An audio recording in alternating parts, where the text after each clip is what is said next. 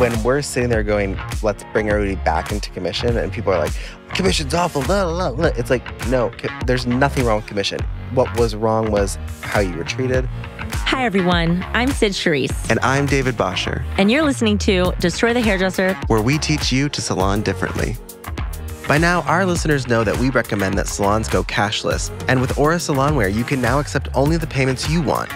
Aura Salonware is an integrated point of sale that accepts both card present and card not present payments. That means cards can be kept on file and clients can use ExpressPay to get through checkout in seconds.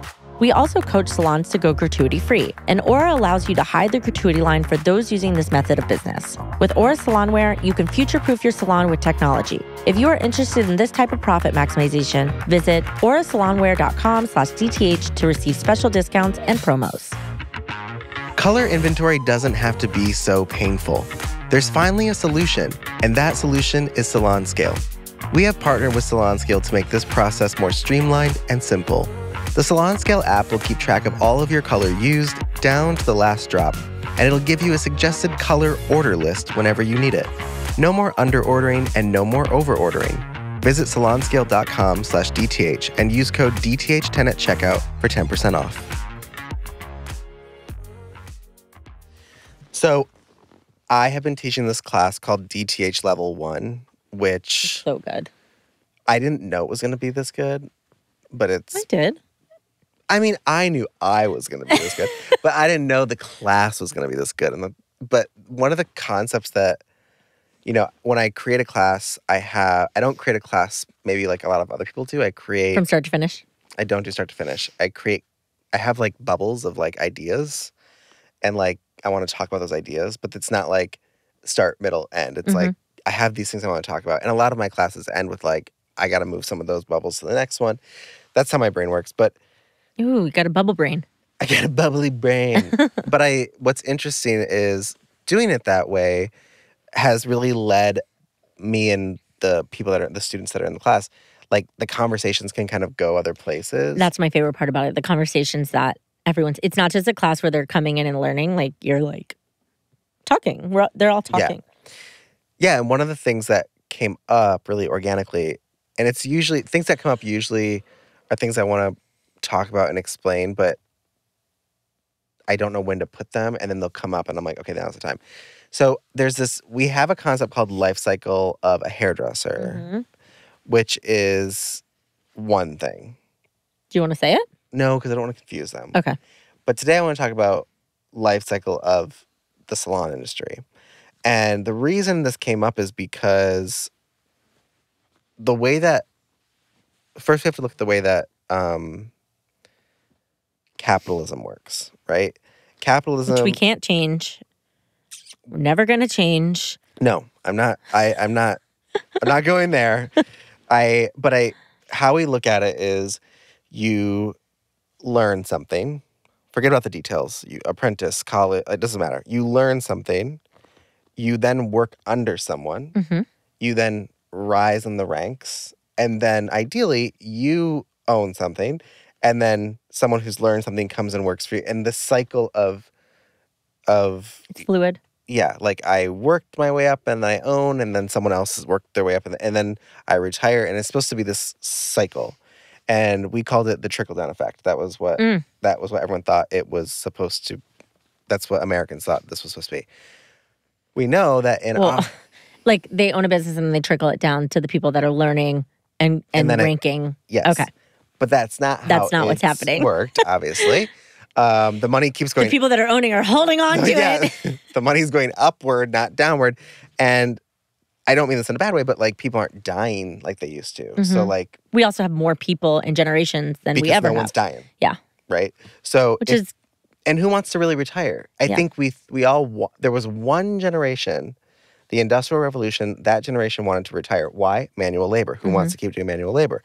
Well, now boomers were forced to. Not boomers. Who are the parents of the boomers? Greatest generation. Yeah, they were forced to retire. A lot of people would retire. They get their watch. Yeah, but they didn't want to retire. They could also live on it, and they had or they become mail like postal service workers. Or they get a small job. You know. And then boomers who are healthier and living longer, and which is the majority of our parents. If you are a millennial, right? they aren't retiring because a lot of the jobs weren't as laborious, so the exhaustion isn't the same. And a lot of people don't want to retire because they don't want their mind to stop working and they don't want their body to stop. They want to keep. Well, hustle culture became. Yeah, they're part of that hustle. It's addicting. So, I mean, my dad's one of those people. My dad's currently struggling with cancer and won't stop working, which I got to be honest, I hope he doesn't because I think that's what keeps him going a lot of the times. Yeah. And now a word from our sponsors. We are proud to introduce you to HairStory. HairStory is known for their clean and safe ingredients, but did you know that they have one of the best affiliate programs on the market? You can earn 25% on all sales when your clients use your custom HairStory link, plus receive money on your purchases made by hairdressers you refer. For clients, they will receive 15% off their first purchase using your link. Need back bar? No problem. As a HairStory Pro, you will unlock generous back bar pricing. Ready to try New Wash for free? Visit hairstory.com/DTH to get pro access today. So that cycle is not happening. So we're still waiting. Gen Z is waiting for baby boomers to leave the workforce. Yeah. We thought like millennials and Gen X were having a hard time. Gen Z is like, where are we going to work at all? Yeah. Right? So that's the big picture, right?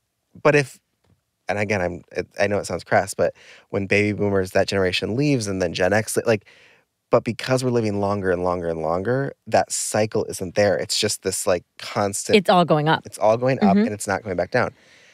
The salon industry is doing the same thing, but not for the same reasons. Yep. So economically speaking, you are not getting the trickle-down effect because you're not having the cycle. However, as salon owners... But the money's not going up. In our industry, we can create a cycle. And the cycle should be something like, I go to cosmetology school until I completely abolish it and remove licensing. So I go to cosmetology school, and then I become an apprentice or an assistant for some amount of time. And then so I'm learning, and then I work for someone else as a commission stylist. And then you learn, then you work under. And then I work for someone, and then I go open my own salon, and then I hire people that are in school, and then they come, and it That's keeps what we're going. doing in our program. That's what we're doing.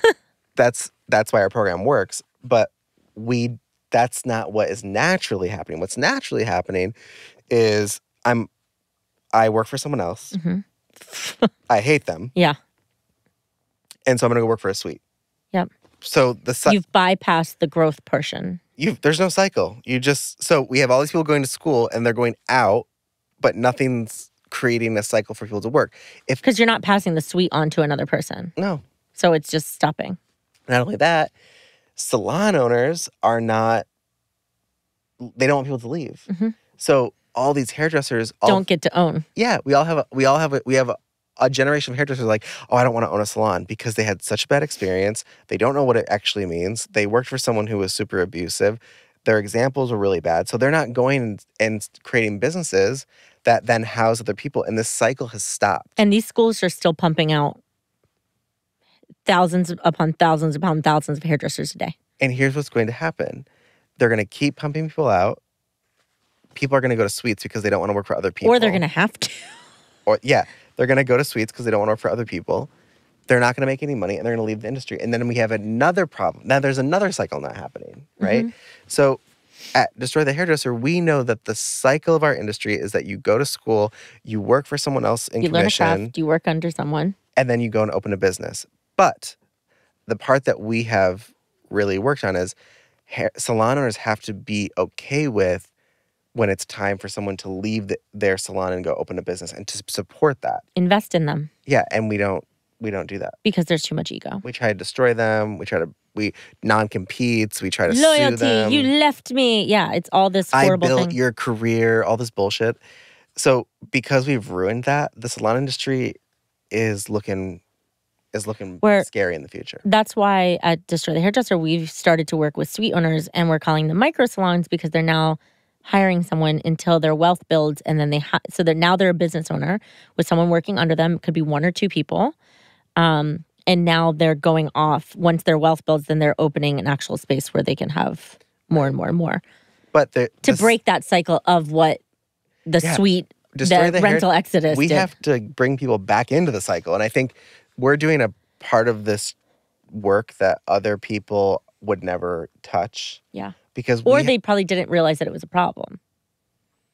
They didn't. I don't think that they realized there's a cycle, that there's a problem. Their problem is, everyone's going to suites. I can't get to, and I'm like, okay. Not realizing that they've ruined exactly, that they've themselves. caused the problem. We've taken on the re-education of hairdressers, which is very slow and very tedious and upsets a lot of people. But yeah, I'm here for it. When we're sitting there going, let's bring everybody back into commission, and people are like, commission's awful, blah, blah, blah. It's like, no, there's nothing wrong with commission. What was wrong was how you were treated. You were paying people so low, treating them so awfully that they were forced and brainwashed to stick with you. We want people to come back and work for people, but actually make a living, create profits for themselves, build savings until they get until they kind of cap out. And then that salon owner goes, it's time for you to you've been an incredible employee. I'm looking for other opportunities. I'm going to invest in you to go open your own salon. And even if you can invest, still allow people to go open a salon. Promote, share. But if you shut all that down, then the future looks like all the salon owners are a bunch of baby boomers and Gen X that have no one that wants to work with them. Yep. And now they have to close their businesses. And guess what that does? The cycle restarts again. Now people want to open commission salons. But we don't have to go through that chaos. We can redo this by changing the consciousness of the industry, which I don't think anyone's ever tried to do, and it's really hard. I mean, when we have conversations with salon owners and they're like, yeah, I have this, one employee, she's been with me for 10 years. She makes the most in the salon. She can't leave. I don't ever want to leave. She can't leave. She's like, but I feel like she's just going to leave and go in a suite. And I'm like, have you thought about offering her partnership in your business? Have you thought about, encouraging her to open a salon? A lot of our future-proof salons are already having conversations with some of their newest stylists because they're like, I want to open a salon one day. And the salon owner is like, I'm going to help you get there. Guess who you should hire? People that want to open salons. Why? Because they want to build and they want to grow and they want to make money. Why would you want to hire someone who didn't want to do that? Didn't have a plan. And they might leave you, but you're constantly hiring. So it's keeping that cycle of people coming out of school that are learning, needing to start from the bottom and learn or have a career, getting in your salon while the other ones are cycling out. An illustration? Yeah, like a board. And I could be like... I just imagine like Bill Nye. Who's the woman in Congress that like pulls up the... I can't think of her name, but that's what I want to do. I want to like hold up a whiteboard and be like, this is where you start. You should make one at home and make a whole reel on it. I would love to see that. No. But I mean, this is the exact problem. And it blows my mind that people don't see it. I don't understand how you... I think people see it. I don't think people care. You and I have just decided to care. I care very much. And yell loud enough that another group of people also care now. Mm-hmm. And then more and more people will care. This is why our methods work, because we're not reinventing the wheel. We're reminding people why the fuck there was a wheel. Mm-hmm.